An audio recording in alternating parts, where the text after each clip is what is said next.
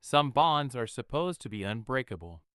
That's what I always thought about my friendship with Jake. We've been inseparable since we were kids, racing bikes through the neighborhood, getting into trouble at school, and later, being best men at each other's weddings. Jake wasn't just a friend, he was family. And my wife, Natalie, was the love of my life. We'd been married for 10 years, and while things weren't perfect, I thought we were solid. She was everything to me: kind, intelligent, beautiful. The kind of person you build your entire world around. The two of them had always gotten along. Jake was charming, and Natalie was friendly, so I thought nothing of it when they became close over the years. They joked, they teased, and they even called each other out when one of them got on my nerves. To me, it was just another layer of my two favorite people getting along. But looking back, maybe I was naive. The first crack in the foundation came on a quiet Saturday night. Natalie and I were hosting Jake and his wife, Sarah, for dinner. It was supposed to be a casual evening, filled with laughter and good food. But something felt off. I noticed the way Jake and Natalie avoided each other's eyes during dinner, how their usual playful banter was absent. Sarah, on the other hand, seemed tense, barely touching her plate and glancing at Jake with an expression I couldn't quite place. "Everything okay?" I asked her quietly when Natalie and Jake had stepped out to grab dessert from the kitchen. Sarah forced a smile. "Yeah, just a long week," she said, but her voice lacked conviction. Over the next few weeks, I started picking up on more oddities. Natalie had always been open with her phone, but now it was glued to her side.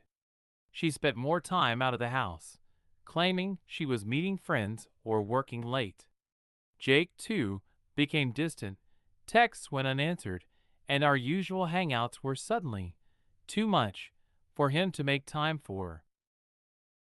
One night, as I lay in bed, I couldn't shake the nagging feeling that something wasn't right.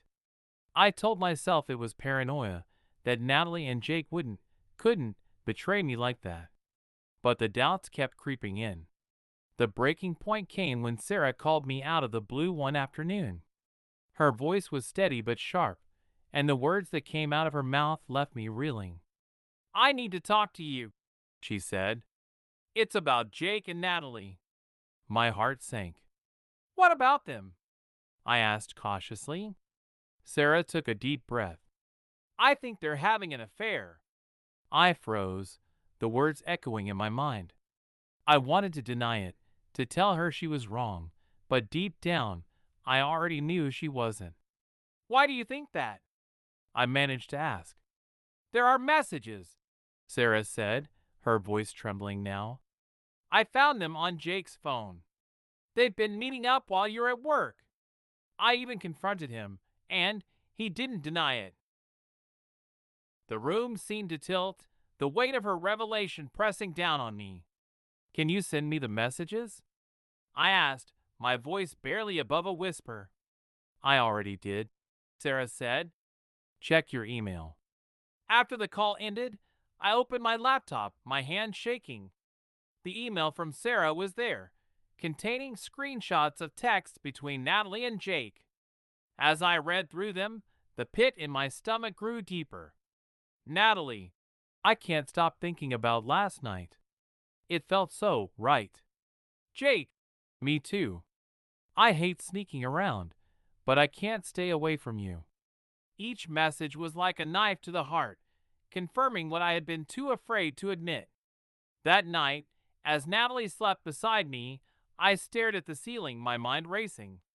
Betrayal burned through me, anger and heartbreak twisting together into something unbearable. The two people I trusted most in the world had destroyed everything. And I knew that this wasn't going to end quietly. The morning after Sarah's call, I couldn't look at Natalie without feeling sick. Every word she spoke, every smile she gave me, felt like a performance. My mind replayed the texts between her and Jake, each line cutting deeper than the last. but I wasn't ready to confront her yet. I needed more than just Sarah's screenshots. I needed to see it for myself. That evening, Natalie mentioned she was meeting friends for dinner. I nodded, keeping my face neutral, and watched as she left the house. 10 minutes later, I followed her. Her car led me to a small cafe on the other side of town. I parked a few spots away and waited, my hands gripping the steering wheel. When I saw Jake's car pull in beside hers, my worst fears were confirmed.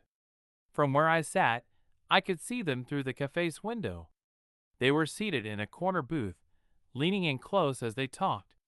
Natalie laughed at something Jake said, her hand brushing against his arm. The sight made my stomach churn. I waited until they left the cafe, following them at a safe distance. My heart pounded as they pulled into a motel parking lot, their movements quick and deliberate. Watching them disappear inside together was like a punch to the gut. I didn't need more evidence, but I couldn't just leave. I parked across the street and sat there for what felt like hours, the weight of their betrayal suffocating me. When Natalie returned home later that night, I was sitting on the couch, waiting. She looked startled to see me, her usual cheery greeting faltering. "Hey," she said, setting her bag down. "You're up late." "Yeah," I replied evenly. "I couldn't sleep." Natalie hesitated, sensing something was off. "Everything okay? Is it?" I asked, my voice sharper than I intended. Her eyes narrowed slightly. "What's that supposed to mean?" "It means," I said, standing, "that I know about you and Jake." Natalie's face went pale. "What are you talking about?" she asked, her voice trembling. "Don't play dumb," I snapped.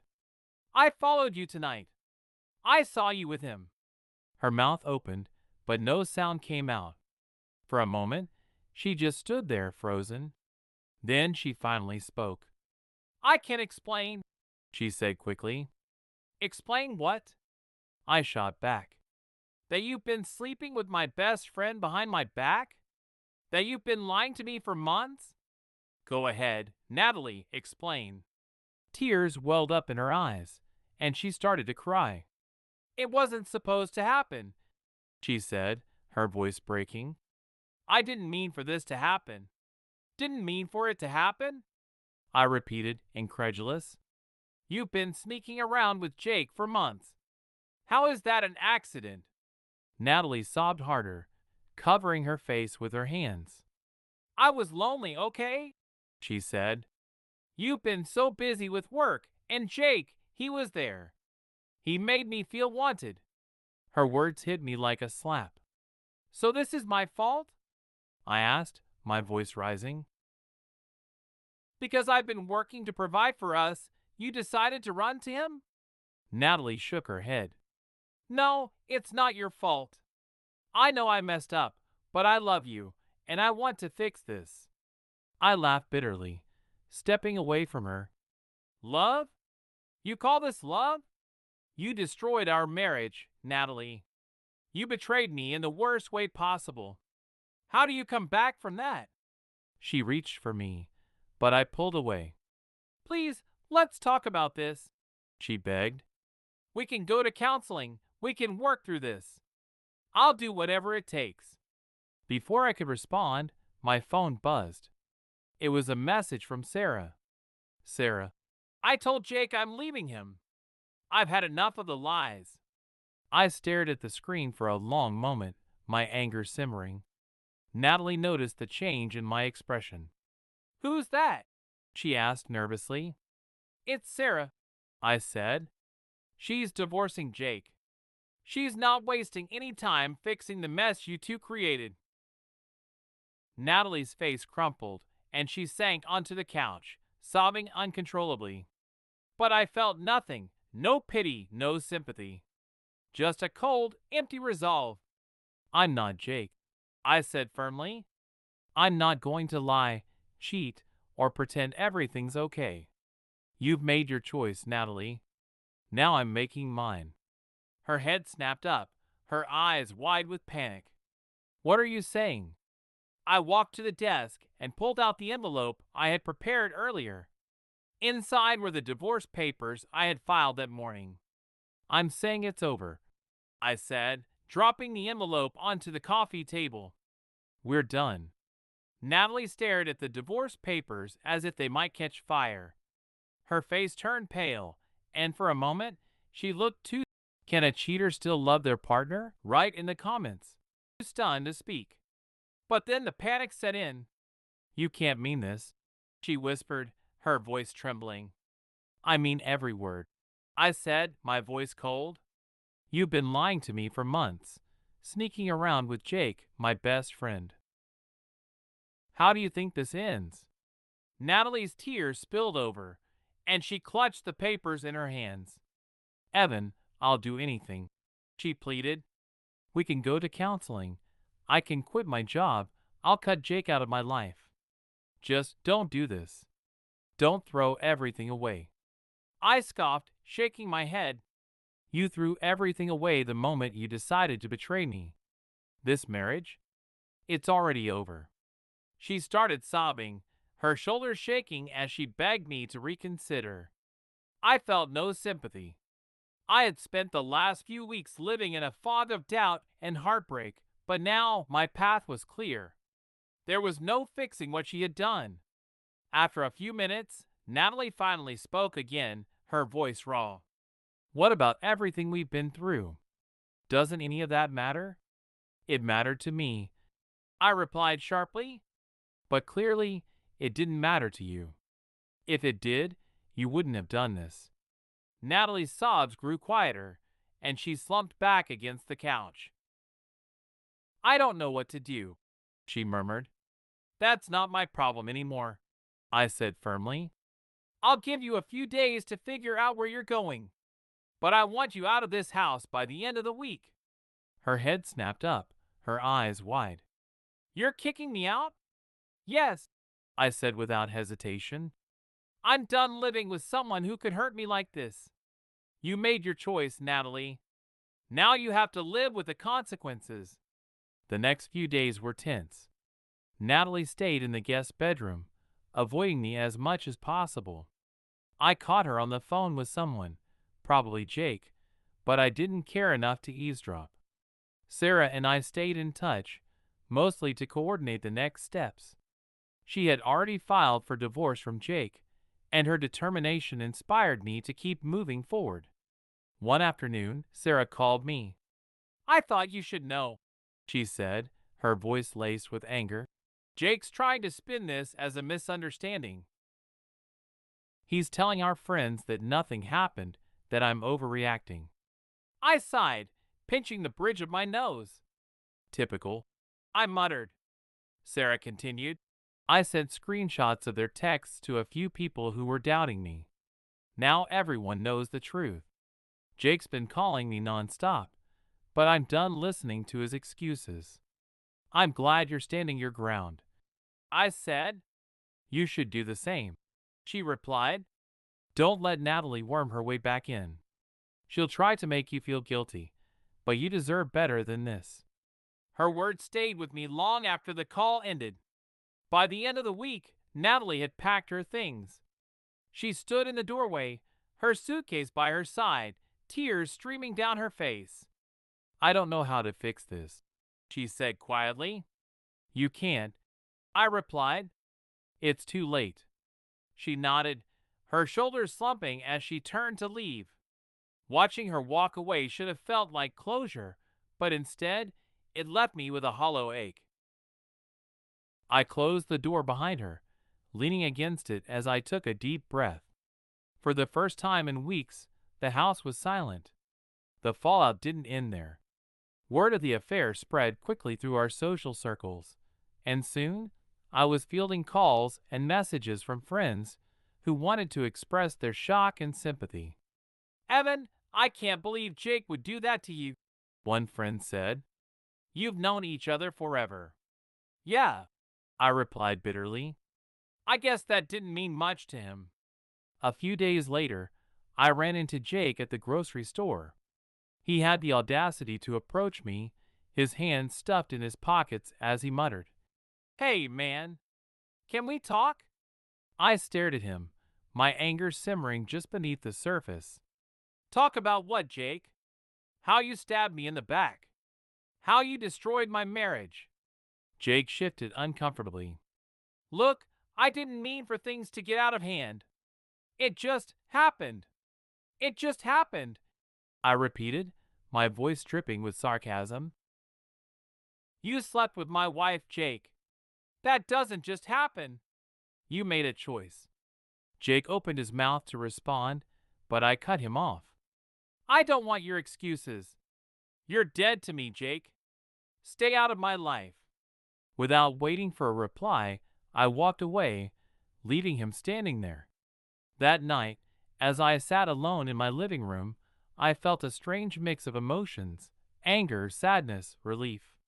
The betrayal had cut deep, but I knew I was better off without Natalie and Jake in my life.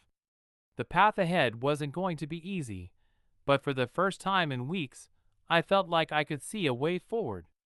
The days following Natalie's departure were quieter than I expected. The silence in the house wasn't oppressive. It was a strange relief, like shedding a heavy coat after trudging through a storm. I spent most of my time keeping busy, cleaning out the guest room, rearranging furniture, and even tackling the pile of neglected DIY projects in the garage. But no matter how much I distracted myself, the weight of betrayal lingered. Some nights, I stared at the empty side of the bed, replaying everything that had happened. The texts, the lies, the image of Natalie walking into that motel with Jake, it all played on a loop in my mind, mocking me. I couldn't stop asking myself the same question: how did I not see it coming? The community fallout from the affair spread faster than I anticipated. Friends who once invited Jake and me to every gathering now avoided mentioning his name. A few reached out, offering their sympathy. "You don't deserve this, Evan," one text read.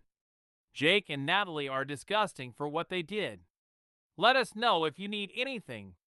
I appreciated the support, but it came with its own sting. Each message was a reminder of the humiliation, of how my private pain had become a public scandal.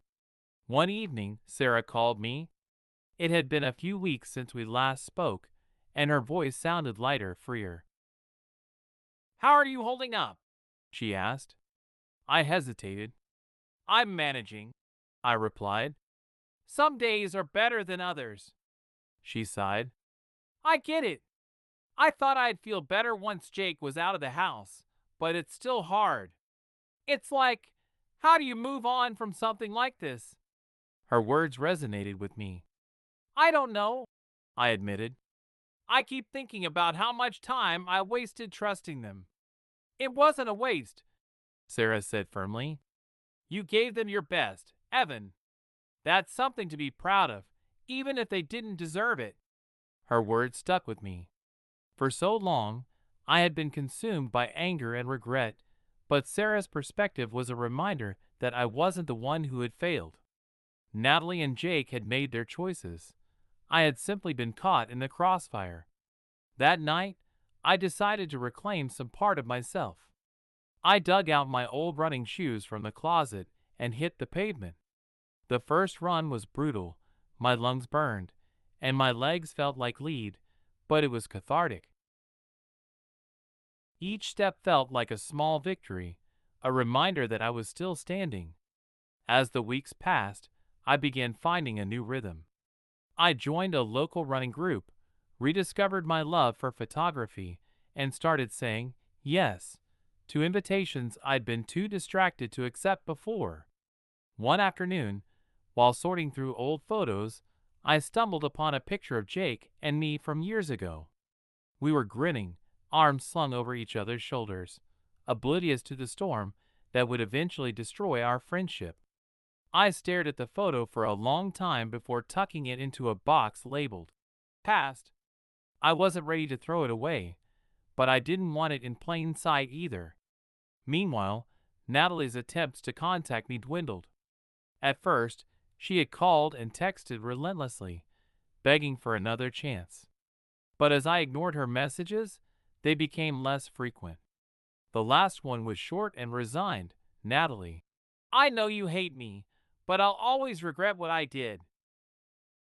I hope one day you can forgive me. I didn't respond. Forgiveness wasn't something I could offer, not yet, and maybe not ever. One evening, Sarah and I met for coffee. It was the first time we'd seen each other since everything had happened. Does cheating always mean a lack of love? Write in the comments. And it was strangely comforting. You look better, she said, smiling as she sipped her drink. More yourself. Thanks, I said, returning the smile. It's been a process, but I'm getting there. Sarah nodded. Me too. It's weird, isn't it? How something so painful can eventually make you stronger. It is. I agreed. But I think we're both proof that it's possible. As I drove home that night, I felt a sense of peace I hadn't felt in months. The scars of Natalie and Jake's betrayal would always be there, but they no longer defined me. I was rebuilding my life, piece by piece, and for the first time, I felt like I was truly in control of my future. Months passed, and the pain that once consumed me slowly began to fade. It didn't disappear entirely. There were still moments when a memory of Natalie or Jake would hit me out of nowhere, like a sharp gust of wind. But those moments became less frequent, and when they came, they didn't linger. I focused on building a life that was mine alone. The house, once a constant reminder of betrayal, was transformed into a reflection of the person I was becoming. I painted the walls new colors, rearranged the furniture, and replaced the old photos with landscapes I had captured on weekend road trips. The process of rebuilding wasn't easy, but it was necessary. One afternoon, while out on a run, I bumped into Lucas, an old friend who had been avoiding me since the news of the affair broke. He looked sheepish as he approached, scratching the back of his neck. "Hey, Evan," he said. "Long time no see." "Yeah," I replied, slowing to a stop. "How have you been?" He hesitated. "Good. Listen, I've been meaning to reach out, but I didn't know what to say." "About Jake?" I asked, cutting to the chase. Lucas nodded. "Yeah, I've known him almost as long as you have, but when I found out what he did, I couldn't believe it. I didn't know how to face you." "It's okay," I said, surprising even myself with how much I meant it. "You didn't betray me, Lucas." "He did." That conversation felt like a turning point. It reminded me that while I had lost two people I thought I could trust, I hadn't lost everyone. My true friends were still there, waiting for me to let them back in. That weekend, I hosted a small barbecue at my house. It wasn't anything fancy, just burgers, beer, and good company, but it felt like a celebration of sorts. As I looked around at the familiar faces, I realized how far I had come. The man who sat alone in the dark, drowning in anger and heartbreak, felt like a distant memory. Meanwhile, I heard through the grapevine that Jake had moved to another city, trying to start fresh after his divorce from Sarah. Natalie, too, had faded from my life entirely. The last I heard, she was living with her sister and working at a new job, though we had no direct contact. I didn't hate them anymore. Hatred required energy, and I had none to spare for them. Instead, I felt a quiet indifference. They were part of my past, but they no longer held power over my present. One day, as I was cleaning out the garage, I came across the box labeled "Past." Inside was the photo of Jake and me from years ago, along with a few other mementos from our friendship. I stared at the photo for a long moment before tucking it back into the box. I didn't need to throw it away. It was a piece of my story, even if it was a painful one. But I also didn't need to keep it in plain sight. By the end of the year, I had finally found a sense of peace. My life wasn't perfect, but it was mine. And that was enough. One evening, as I sat on the porch watching the sunset, I realized something that brought me unexpected comfort. The betrayal that had once defined me no longer did. I had survived it, learned from it, and grown stronger because of it. And for the first time in a long time, I felt truly free.